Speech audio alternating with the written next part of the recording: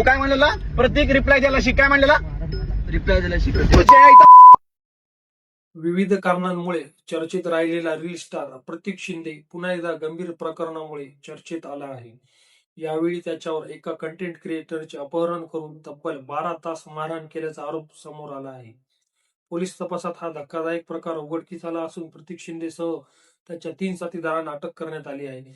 नेमकं हे संपूर्ण प्रकरण काय आहे ते सविस्तरपणे समजून घेऊयात. नमस्कार, मी आहे अभिजित नलगे आणि तुम्ही पाहत आहात अभी तक मराठी. प्रतीक शिंदे हा एक रील स्टार तसेच चहा व्यवसायाशी संबंधित उद्योजक आहे. इंस्टाग्रामवर तो मोठ्या प्रमाणात व्हायरल असून वेगवेगळ्या कारणामुळे तो नेहमीच चर्चेत असतो. यापूर्वी त्याने फॉर्च्युनर गाडी घेतल्यानंतर तिच्यावर स्टंटबाजीचे अनेक व्हिडिओ बनवले होते. अशाच एका स्टंट दरम्यान त्याचा अपघातही झाला होता. मात्र गाडी दुरुस्त करून त्याने पुन्हा त्याच गाडीचे व्हिडिओ सोशल मीडियावर पोस्ट केले. त्यानंतर त्याने नवीन स्कॉर्पिओ गाडी घेतली आणि त्यावरही अनेक व्हिडिओ तयार केले. या सर्व व्हिडिओमधून तो स्वतःची श्रीमंती आणि लाईफस्टाईल दाखवण्याचा प्रयत्न करत असल्याचं दिसून येतं. यापूर्वी कास पठारावर स्टंटबाजी केल्याप्रकरणी त्याच्यावर गुन्हेही दाखल झाले होते. मात्र आता समोर आलेलं प्रकरण अधिक गंभीर आहे. चेतन देऊळकर नावाचा एक युट्यूब कंटेंट क्रिएटर आणि रोस्टर गेल्या काही महिन्यांपासून चीनी बेटिंग ऍप्स विरोधात व्हिडिओ बनवत होता. अशा ऍप्सचे प्रमोशन्स अनेक इन्फ्लुएन्सर्स आणि सेलिब्रिटी करत असल्याचे तो आपल्या व्हिडिओमधून दाखवत होता. या प्रमोशनच्या माध्यमातून मोठ्या प्रमाणात पैसे कमवले जातात. मात्र या बेटिंग ऍप्समुळे अनेक तरुण आर्थिक अडचणीत सापडल्याची उदाहरणे समोर आली आहेत. त्यामुळे अशा ऍप्सवर सरकारने बंदी घातली असली तरी अजूनही त्यांचे प्रमोशन सुरूच आहे.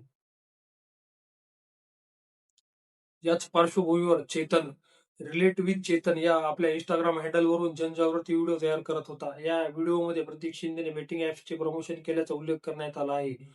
याचाच राग प्रतीक शिंदेच्या मनात असल्याचं समोर आलं आहे. सुमारे 6 महिन्यांपूर्वी चेतनला अनिकेत नावाच्या व्यक्तीकडून फोन आला होता. त्यावेळी त्याला अशा प्रकारचे व्हिडिओ बनवू नको अशी धमकी देण्यात आली होती. मात्र चेतनने आपलं काम सुरूच ठेवलं. त्यानंतर 26 जुलै रोजी चेतनला एका अज्ञात व्यक्तीकडून फोन आला. त्या व्यक्तीने चीनी ऍप्स बाबत महत्वाची माहिती असल्याचं सांगत त्याला पवई येथील पंचकोटी भागात बोलवलं.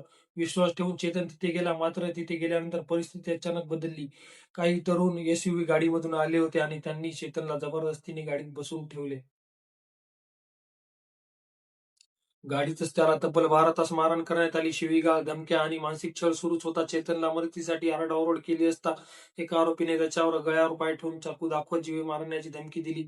यावेळी प्रतीक शिंदे त्याला सतत विचारत होता, तू आमच्या बेटिंग ऍप्स विरोधात व्हिडिओ का बनवतोस? तुला जे करायचं आहे ते कर, पण आमचं नाव घेऊ नकोस.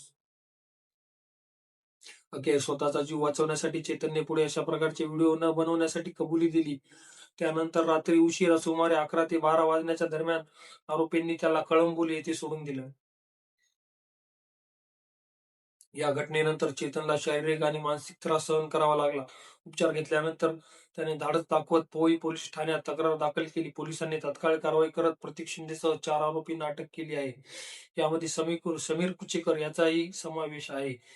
या प्रकरणाबाबत पोलिसांनी स्पष्ट केलं आहे की सोशल मीडियावर प्रसिद्धी मिळाल्यानंतर अशा प्रकारचे गैरकृत्य करणे अत्यंत निंदनीय आहे आणि अशा प्रकरणावर कठोर कारवाई केली जाईल. उर्वरित आरोपींचा शोध सुरू असून लवकरच त्यांनाही अटक करण्यात येईल. दरम्यान भविष्यात अशा घटना घडू नयेत अशी मागणीही जोर धरत आहे. या प्रकरणात पुढे आणखी कोणती धक्कादायक तपशील समोर येतात हे पाहणं देखील तितकंच महत्वाचं ठरणार आहे. अशाच ताज्या आणि महत्वपूर्ण बातम्यांसाठी पाहत राहा अभी तक मराठी.